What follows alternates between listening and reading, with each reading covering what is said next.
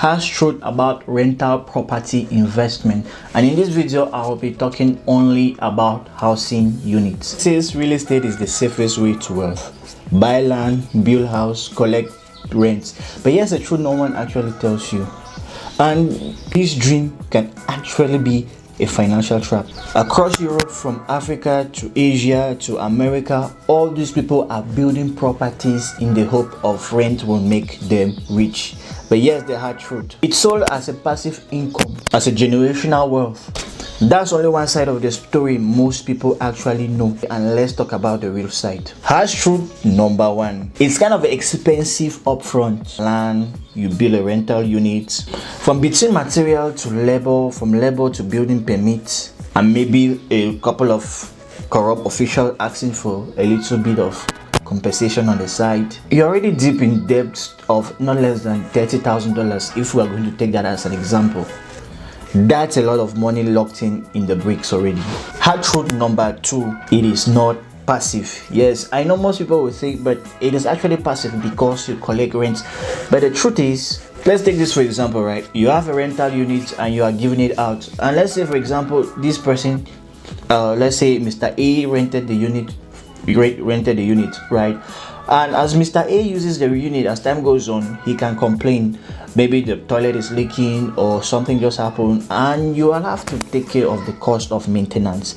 And at the end of the day, when Mr. A or Mr. B leaves your apartment, there's a high chance nobody actually takes it immediately. So that means for some time your unit will just stand still and you won't be collecting any rent. And so before you, let's say for some people, or they are able to get a new tenant only within a space of 3 to 6 months, and for some maybe a year. And when you get this new tenant, some people might not be able to pay you an upfront amount of a year. So that means at the end of the day, you might give the person maybe if it has really stood still for a very long time, you might give someone who just pays you 3 months upfront. And when that happens, maybe after 3 months expire, he's expected to pay you another one, and he pays you that. But as time goes on, you realize that he accumulates his debts. That means 3 months will pass, 4 months will pass, 6 months will pass. And for some people, is when this amount goes very high, it becomes very difficult for them to pay. And because of that, they might easily vacate your house without paying. And sometimes they might want to stay, and you might have to look for a lawyer.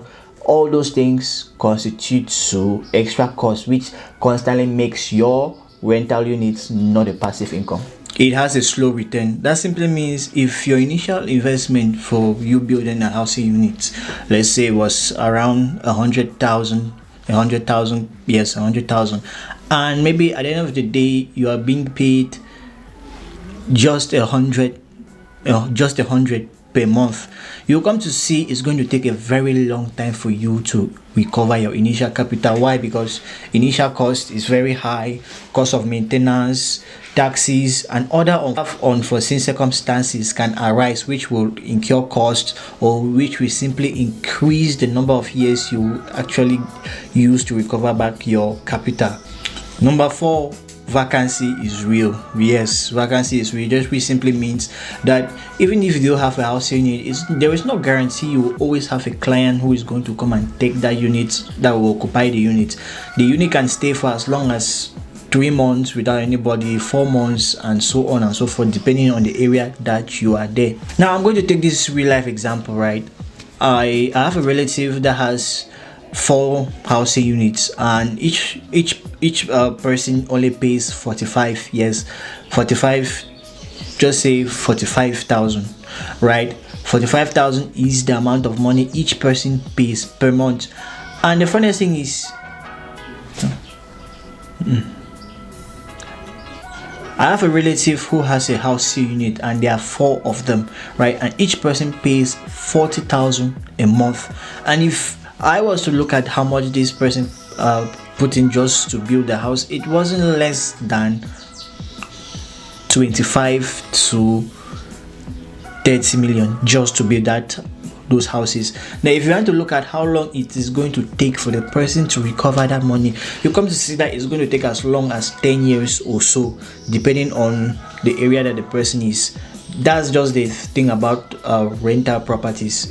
And in some cases whereby in the course of building, right, you find yourself taking loan just to finish the house, there is no guarantee. That simply means you have to continue paying debts with interest, which will just make things a little bit worse, and it's just going to take you a longer time to recover your money. Now, I'm not saying that renting or doing real estate for rental properties for housing is bad. No, I'm not saying that. I'm just simply saying you have to actually weigh your options before deciding which aspect of real estate has, or which part of real estate is good for you. Because trust me, real estate is good in a way, but it just simply matters on your approach, how you choose to approach it.